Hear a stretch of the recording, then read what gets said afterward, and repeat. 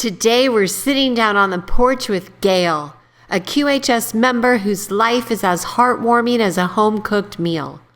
What paths did she follow to get to where she is today?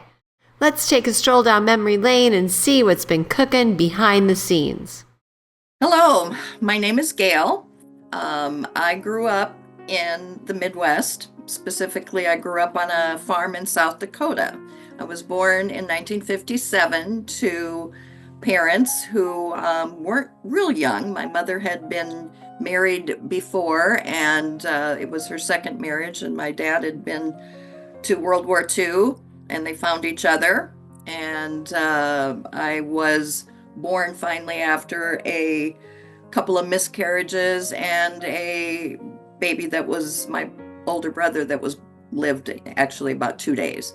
So my dad always said he rewarded my mother with an addition to the house and an indoor toilet.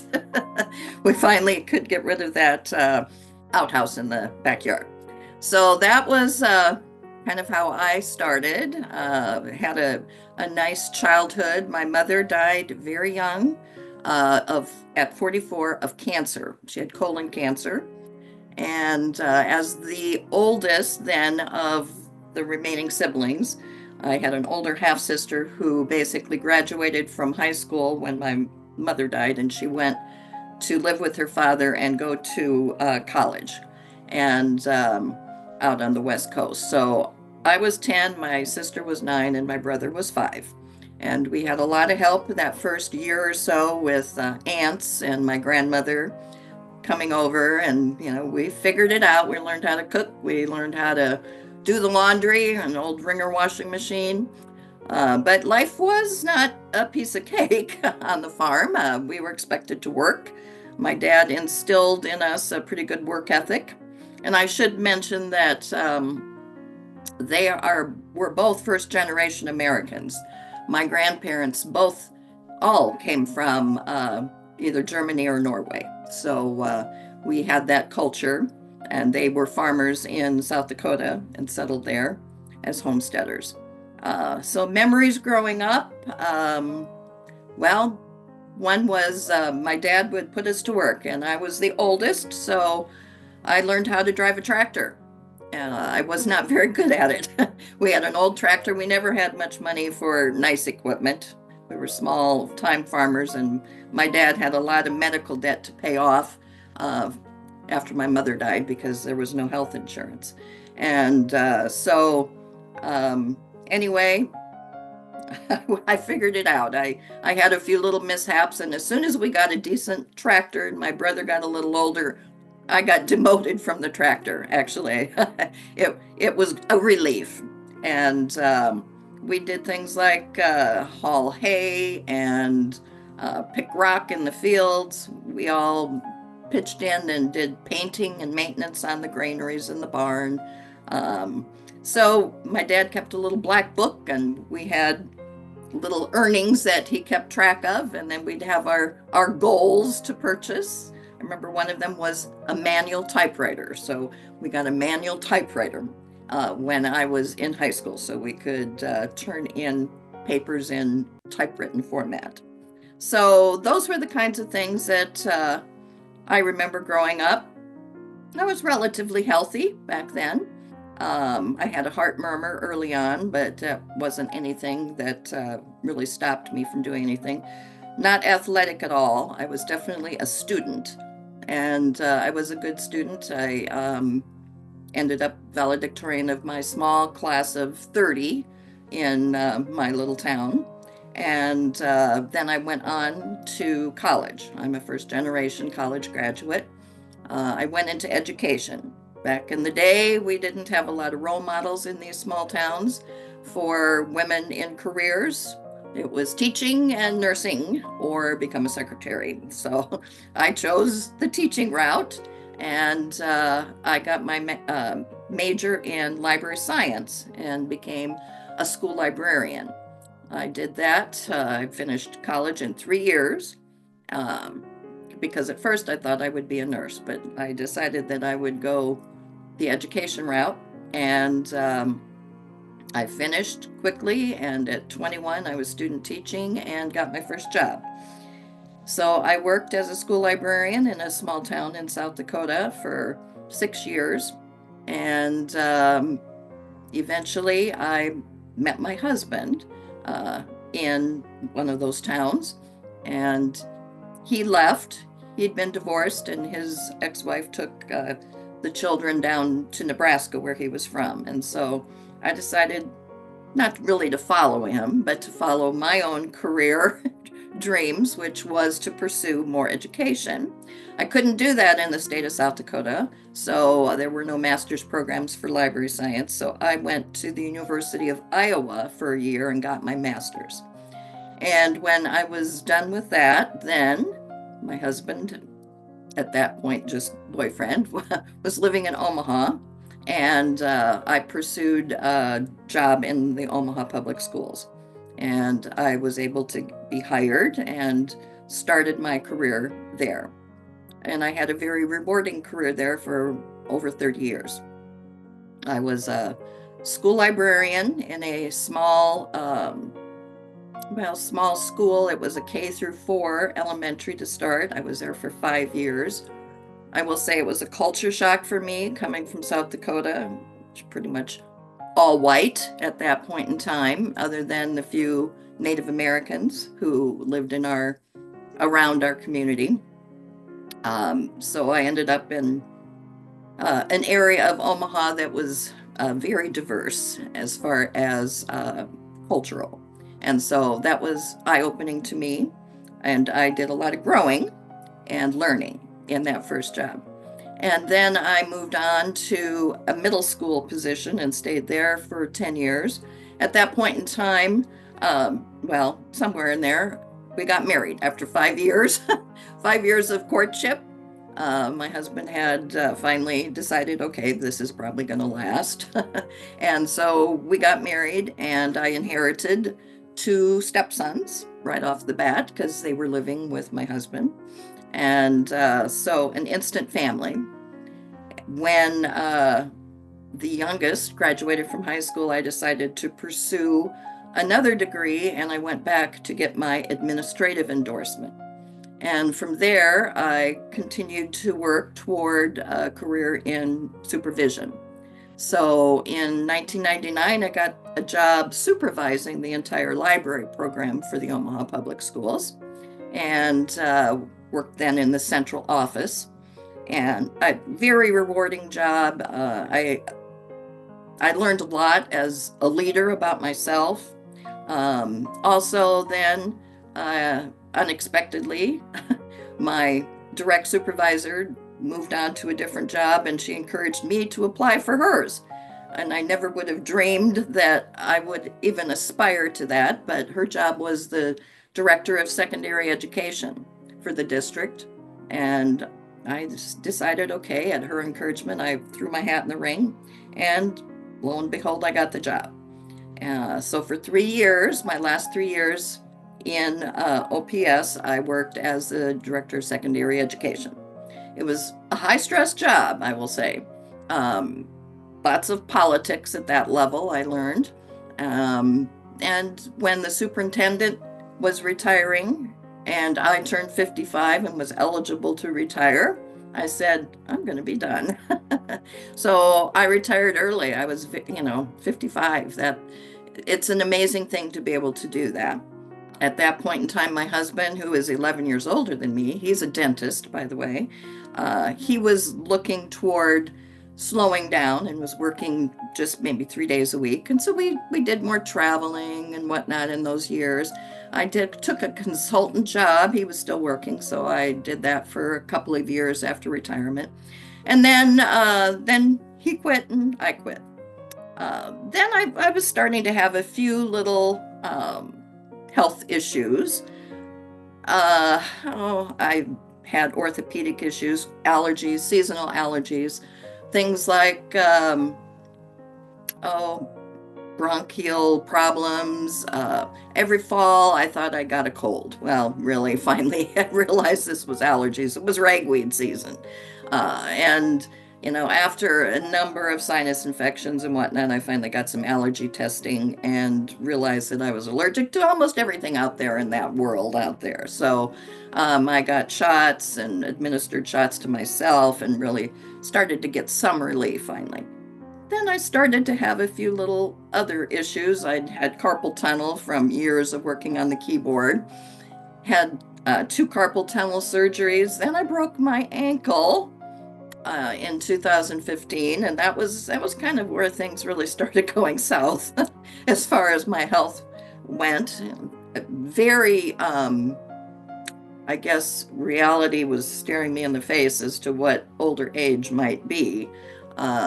Lack of mobility, lack of independence, all of a sudden, it was really scary. But I had surgery, the ankle healed, and finally I was mobile again, but with a lot of concern about falls. So I'm very careful about how I step and where I step, and I'm extremely cautious. It's a good thing I was not an athlete, because that would have put an end to all of that. So then after that, I had a knee surgery, and things though that I got over, I could get past them. So in 2016, my husband and I decided to make a big switch in our lives. We thought we would grow old living in Omaha, but instead, our neighbor there decided that, her mother had moved around in Florida during the winters, and the neighbor came down and visited the Villages, Florida, a big retirement community, and she said, you really ought to check that out. So my husband and I drove down and we did a little lifestyle preview. And we said, well, it certainly was appealing, but we probably should do our due diligence and check it out for a little longer time. So we came down and rented for 2 months. And by the time the end of the second month came around, we had purchased a house. So here we are. We are getting ready to sell our house in Omaha now and saying goodbye to friends and family and making a pretty big move. But it's really been wonderful. We love our community. People have been there for us. We both have had health issues, especially me. So the reason I'm looking to get involved in this quantum healing system is because I have stage 4 cancer. In 2018, in a routine exam, I mentioned to my doctor that I had had some vaginal bleeding. This is well after menopause. So it was a big red flag, and she did a pap smear, and then I really started bleeding, and then she sent me for a biopsy. And the biopsy revealed endometrial or / uterine cancer. So I checked out where I should go.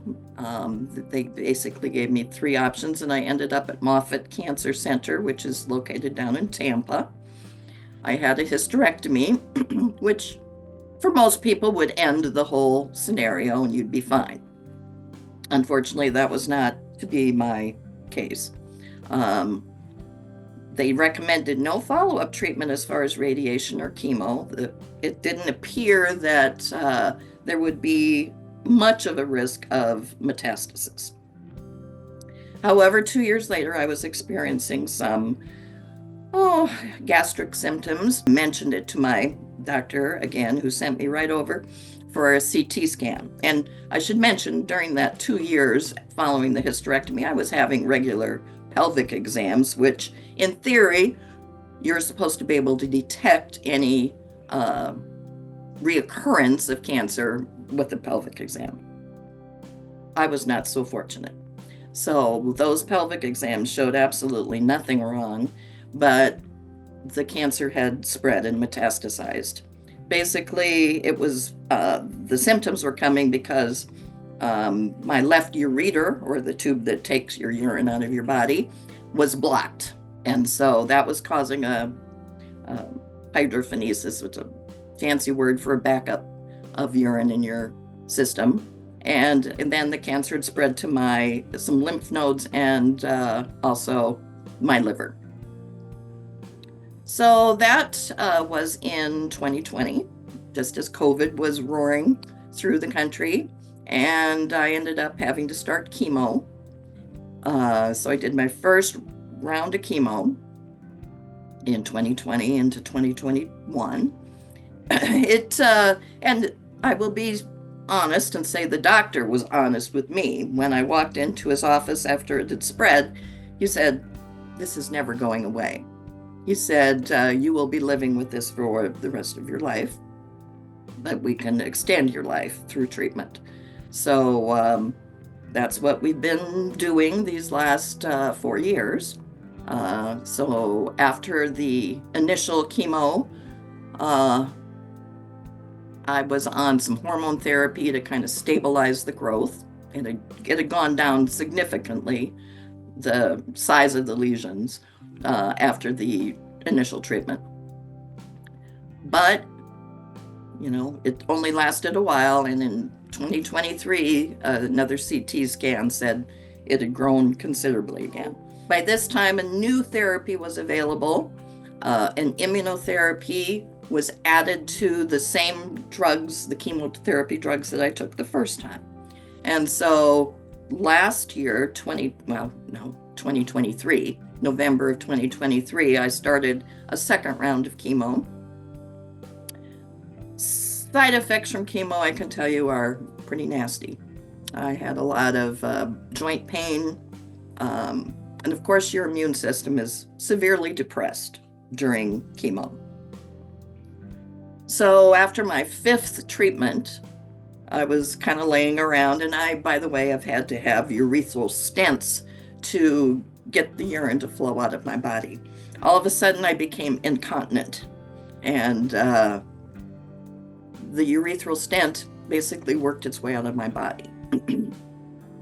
So that allowed a massive urinary tract infection to take over my body when I had absolutely nothing to fight it back with. So I ended up in the hospital with sepsis in intensive care. Sorry, I'm getting a little emotional. Not a fun memory, but I snapped back from that.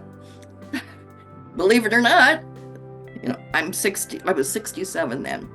They would walk in my hospital room and say I look so much better than the other people in the other intensive care rooms. I think that they were probably all in their 80s. But I somehow managed to survive that. Very grateful. So the result of the treatment when I was done was that it pretty much stabilized the growth. It knocked it back a bit. And so that's where I am today. I'm still taking the immunotherapy drug on its own to try to keep it stable. So I'm looking for that miracle. I'm hoping that the Q9, the touch, will offer me even relief from some of the symptoms that I have with these treatments, because they're not easy. Right now, I am suffering from some skin conditions on the bottom of my feet, and I think that's drug related. So then I start walking bad, and now my knee hurts. So, it's just one of those things. So there's always something that I'm fighting off. But anyway, I look forward to becoming my old self. I still feel very purpose-driven. Since we moved here, I've been involved in multiple organizations. As a leader, I feel like since I retired, I was fortunate to retire so early with some skills that, basically are in need. This community is awesome in that it offers so many different organizations and activities, all led by volunteers. And, I've been president of this, that, and the other thing over the last 5-6 years. And They still need me because there are not that many people who seem to know technology skills, and I can handle most of that. So I can email and, communicate with people. And people at the age 75, 80, 85, they're done, so they need that new blood of leader to come in and take over. And I've been fortunate to be able to give back to this community through those organizations. I'll just mention one. Well, I'll mention two. Have been on the board of the League of Women Voters here for a number of years. Our mission is education, voter education, and activation. It's important for people to take part in our democracy, and that's what we try to enable people to do. And the second is Zonta International. We have a local chapter, and our tagline is building a better future for women and girls. And so we do a lot of fundraising to give to, homeless shelters for women with children, women veterans who need support as they transition out of the military. Those are the types of activities we're involved in. And to me, it's very important to be able to give back. And if I witness a miracle with these devices, I'd like to give back to the quantum healing community as well, in whatever way I can. So that's kind of me. I don't know what I missed. So anyway, I appreciate the chance to talk about myself. Thank you. Join us on the Prequel, where every story matters and every voice is heard. Because here at QHS, we're all about healing, learning, and growing together.